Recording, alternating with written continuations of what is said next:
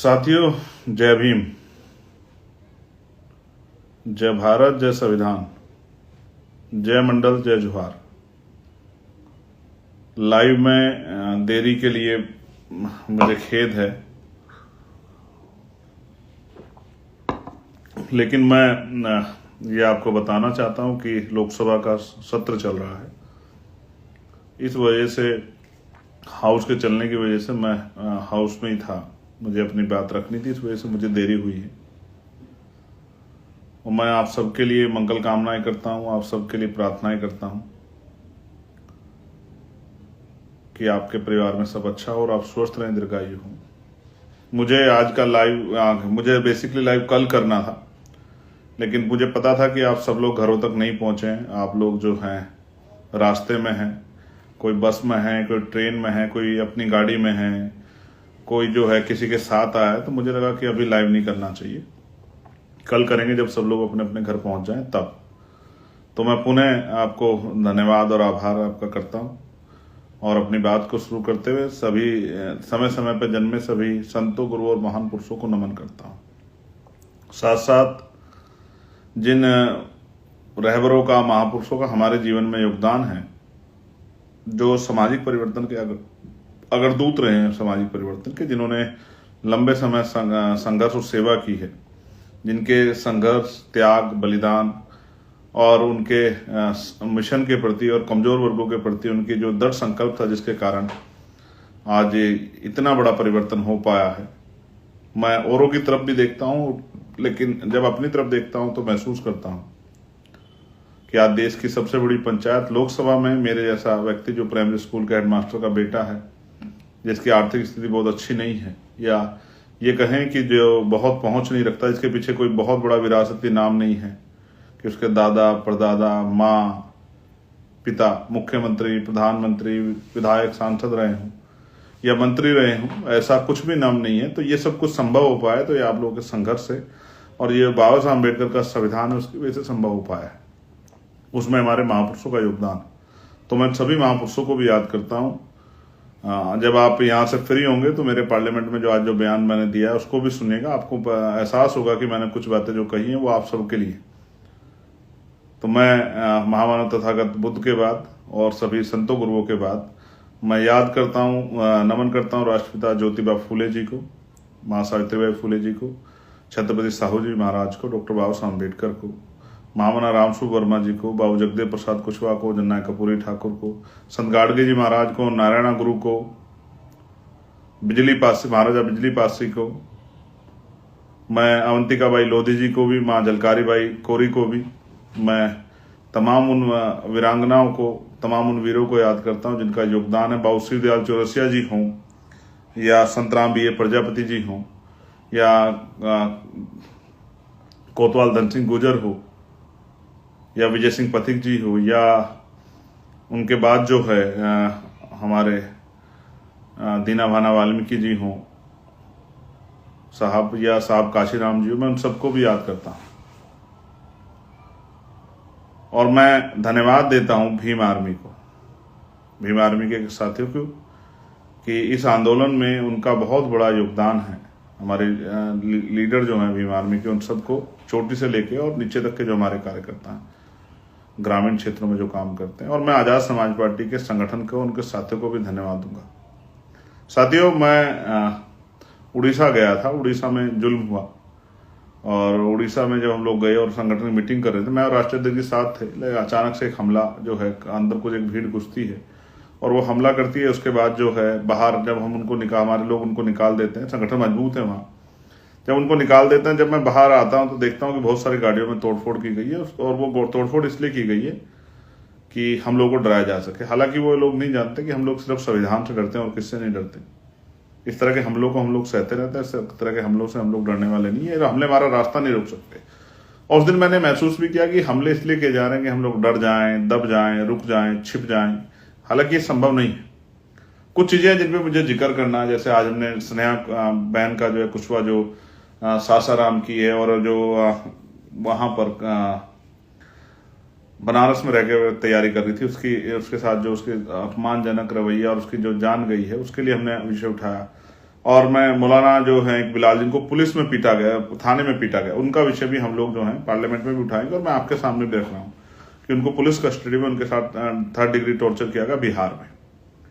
प्यारे साथियों, आंदोलन था और मैं बधाई दूंगा कि कहीं कम और कहीं ज्यादा बहुत अच्छा आंदोलन जो है आपने, मैं हिमाचल से लेके जम्मू, राजस्थान, पंजाब और उत्तर प्रदेश, और मैं बधाई दूंगा उत्तराखंड के साथियों को, बहुत शानदार आंदोलन किया उन्होंने। मैं दिल्ली के साथियों का भी धन्यवाद करूंगा, जहाँ राष्ट्रीय अध्यक्ष जी और हिमांशु जी और तमाम साथी थे, उनका भी धन्यवाद करूंगा। फिर मैं अपने मध्य प्रदेश के साथियों का भी बहुत बहुत धन्यवाद करूंगा। सब लोगों ने अच्छा काम किया। और मैं झारखंड के साथियों का को भी दिल से बधाई दूंगा, उड़ीसा और अपना तेलंगाना, बिहार, सभी साथियों को जो है, मध्य प्रदेश के साथियों को मैं ऑलरेडी जिक्र कर चुका हूं, उन सबको धन्यवाद दूंगा। लेकिन यहां मैं एक बात स्पष्ट कर दूं, सबसे ज्यादा जो पहरेदारी की गई वो उत्तर प्रदेश में की गई। मैं महाराष्ट्र के साथियों का भी धन्यवाद करता हूं। मैं हर एक प्रदेश में जहां बीमारी में आजाद समाज पार्टी से सबका धन्यवाद कर रहा हूं एक बार में। तो सबसे बड़ी जो रोकथाम की गई वो उत्तर प्रदेश में की गई, क्योंकि उत्तर प्रदेश में आपकी शक्ति बढ़ रही। पहले जिन मामलों में मुकदमे नहीं दर्ज होते थे, उनमें मुकदमे दर्ज होते हैं, उनमें कार्रवाई होती है। और हालांकि ये हमारे लिए चिंता का सबब है, जिस तरह से यहाँ जातिगत हिंसा और धार्मिक जो अत्याचार, ये सब चीजें हो रही है, हमारे लिए चिंता का सबब है। आर्थिक नुकसान भी जो हमें हो रहा है, ये भी हमारे लिए चिंता का सबब है। मैं इन चीजों पे बात कर रहा हूँ, पहले मैं इस आंदोलन बात करता हूँ।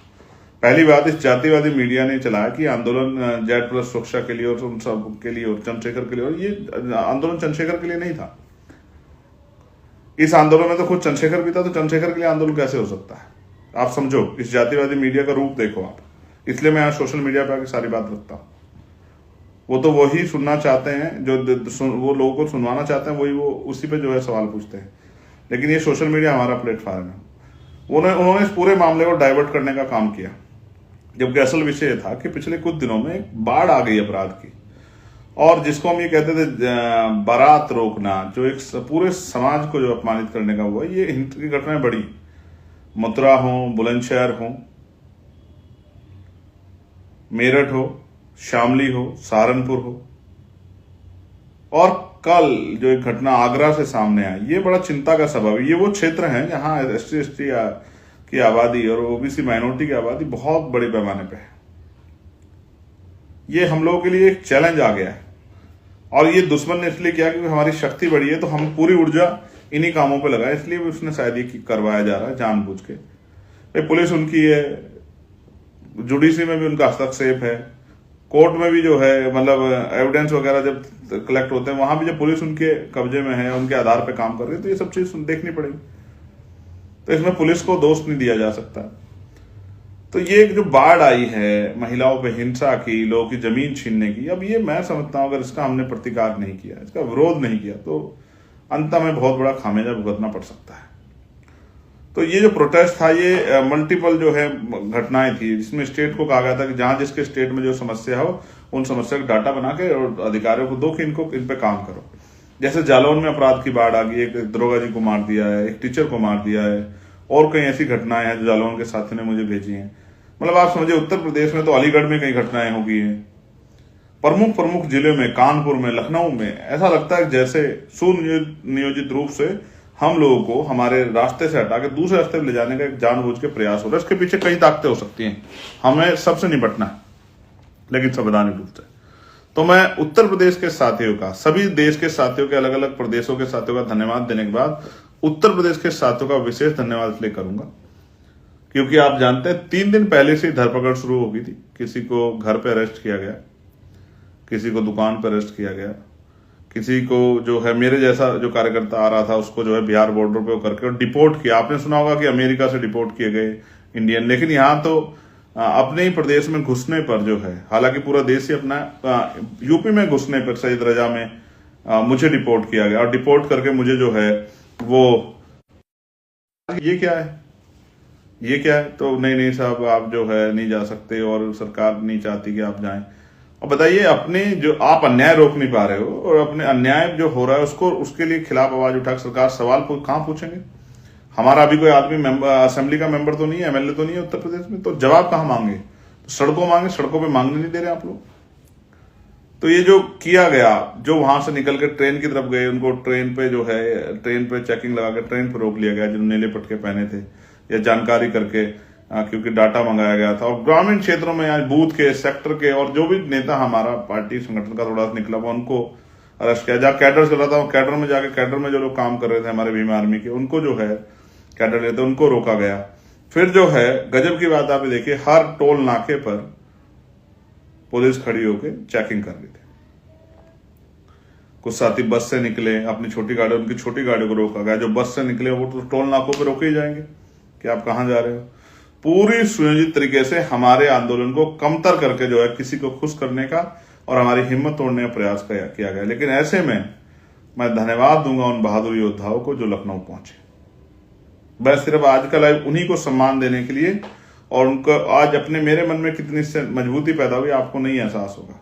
आप हजारों की संख्या में, मुझे बताया गया कि परिवर्तन चौक पे तो कई हजार लोग थे, लेकिन पूरे लखनऊ में जो भी अपनी गाड़ी से आसपास है, जैसे हमने सोचा था कि ज्यादा लोग लखनऊ से बुलाए जाएंगे, लखनऊ आसपास से, तो बॉर्डर पे जिस तरह चेकिंग लगा के और बॉर्डर के बाहर हमारे साथियों को रोका गया, जिस तरह से मेट्रो जो की आवाजाही बंद की गई, जिस तरह से जो रूट जो है परिवर्तन किए गए, और घर मतलब हर पुलिस कर्मी से लेकर एडमिनिस्ट्रेशन सब लोग इसी ताकत में लगे थे कि चंद्रशेखर आ जाए, आंदोलन सफल हो। हमारे प्रदेश के लीडर को रोका गया। ये सब तभी होता अगर आप कमजोर होते तो आपको क्यों रोकते? अगर आप 10, 20, 50, 100, 200, 1000, 2000 लोग वाले, 5-4 हजार लोग वाले होते तो आपको क्यों रोकते? वो भी जानते हैं कि आज आजाद समाज पार्टी भीम आर्मी की आवाज पे हजारों लोग जो है, लाखों लोग कहीं भी पहुंच सकते हैं, ये बात को वो जानते हैं। इसलिए उन्होंने पूरा जोर लगा के आपको रोकने का काम किया। लेकिन मैं आपको बधाई दूंगा, साथ साथ ये कहूंगा, एक चैलेंज बन गया। ये चैलेंज बन गया, इस चैलेंज को तोड़ना पड़ेगा। बहुत जल्द एक बड़ा आंदोलन जो है हमें लखनऊ में करना पड़ेगा। क्या तो सरकार इस अन्याय को रोके, क्या तो सरकार इस जो जुल्म हो रहा है दलितों पे, पिछड़ों पे, आदिवासियों पे, मुसलमानों पे, जैनों पे, सिखों पे, बौद्धिस्टों पे, ईसाइयों पे, क्या तो इसको रोके। और ये जो सरकार के जो संरक्षण में जो गुंडागर्दी हो रही है, इसको रोके, वरना इसके खिलाफ हमें फिर से एक बड़ा आंदोलन हम लोग करेंगे। और जो प्रदेश को ज्ञापन दिए गए जिन घटनाओं पर, अगर उन पर ठोस कार्रवाई नहीं हुई तो फिर से जो है महारमजान खत्म हो जाएगा। उसके बाद जैसे मैंने आज पार्लियामेंट में उनसे पूछा कि बताइए, धर्मनिरपेक्ष देश है, ईद का त्यौहार आ रहा है, तो आप क्या बजट दोगे? बताओ, पता लगना चाहिए ना।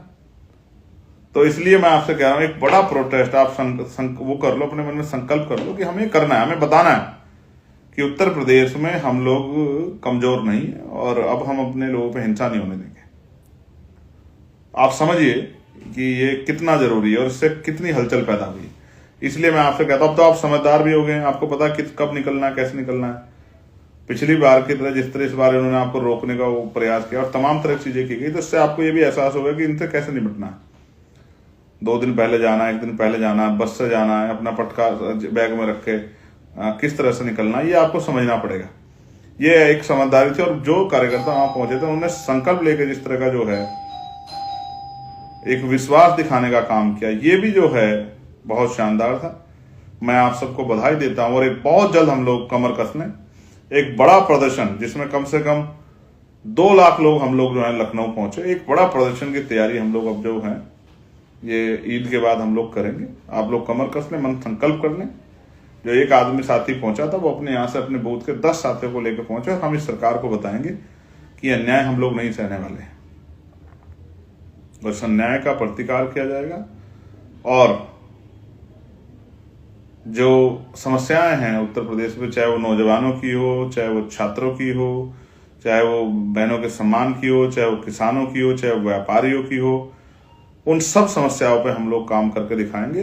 ये भी हमें अपने मन में संकल्प करना और हमें अपने संगठन को और मजबूत बनाना है। जो साथी जहां काम कर रहा है वो अपने अपने जिस पद पे या जिस क्षेत्र में वो है, अगर वो बूथ का कार्यकर्ता तो अपने आप को छोटा ना माने, लेकिन अपने बूथ को सबसे अच्छा बनाए। हमें बहुजन समाज में भाईचारा पैदा करना, ये भी समझना है। दुश्मन की चाल को भी कामयाब नहीं होने देना कि कभी जोश में, कभी भावुक होकर आप लोग आपस में बहुजन समाज के लोग लड़ो। किससे भी मत लड़ो, आप बहुजन सोचो, छोड़ो, किसी से भी ना लड़ो, आप अपनी तरक्की के बारे में सोचो।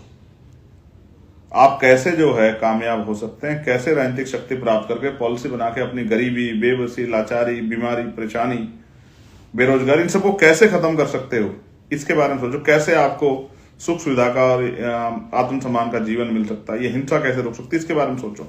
लड़ाई झगड़े में पड़ना हमारा काम नहीं है। ये जानबूझ के हमारे साथ लड़ाई झगड़ा करेंगे जिससे कि हम अपने मकसद से हट जाएं। और मैं आपको ये कहना चाहता हूं, हमें नहीं इन चीजों पर ध्यान देना है। हमें अपने अधिकार, अपनी बुनियादी जरूरतें और किस तरह से हम जो हैं आत्मसम्मान का जीवन प्राप्त कर सकें, इस बारे में सोचना है। जो साथी जिनके पेपर चल रहे हैं, मैं उनको बधाई देता हूँ। और तमाम तरह की जो है, जो अपने कंपटीशन की तैयारी कर रहे हैं, उनको भी मैं बधाई देता हूँ। बहुत जल्द आपसे मुलाकात होने वाली, जमीन पे, आपके गांव में, आपके कस्बे में, आपके शहर में, आपकी गलियों में बहुत जल्द मुलाकात होगी। क्योंकि अब बहुजन समाज को मरने के लिए या उनके अधिकारों को लूटने के लिए नहीं छोड़ा जा सकता। ये संकल्प आजाद समाज पार्टी भीम आर्मी के लोगों ने कर लिया। और मैं बहुजन समाज के लोगों से भी कहूंगा कि वो जैसे उन्होंने मौका अन्य पार्टी को, अन्य नेताओं को दिया, एक मौका अपने बेटे, अपने भाई चंद्रशेखर आजाद को भी देके देखें। एक मौका चंद्रशेखर आजाद को भी दें और फिर आप देखेंगे चंद्रशेखर आजाद किसानों की समस्या को, मजदूरों की समस्या को, नौजवानों की समस्या को, महिलाओं की समस्या को, व्यापारियों की समस्या को, उनमें भी कमजोर वर्गों के लोगों की समस्या को, एजुकेशन के मसले को, हेल्थ के मसले को, रोजगार के मसलों को किस तरह से जो है इनसे निपटा जाता है और किस तरह से जो है आपको एहसास करा जाता है कि कानून व्यवस्था कैसी होती है और कैसे धर्मनिरपेक्ष प्रदेश और राष्ट्र होता है। मैं इसके लिए आपका आभार प्रकट करूंगा और आपसे अपील करता हूं कि अपने अपने बूथ को, अपने अपने सेक्टर को, अपने विधानसभा, अपने अपने जिले को मजबूत करें। जिस दायित्व पे आप हैं, जिस पद पे आप हैं, उस पद को छोटा बड़ा ना मान के जो ड्यूटी आपकी लगी, जो कार्य आपको है, उसको पूरा करने का काम करें। और देश भर के सब साथियों को मैं बधाई देता हूं जिन्होंने अपनी मेहनत की कमाई से संघर्ष करके जो है इस आंदोलन को सफल बनाया और सरकार को एहसास कराया कि हम अब पीछे हटने वाले नहीं। आप सबका धन्यवाद, पुनः आपका आभार। आप सबके लिए मंगल कामनाएं। जय भीम, जय भारत, जय संविधान, जय मंडल, जय जवाहर। आपका अपना चंद्रशेखर आजाद।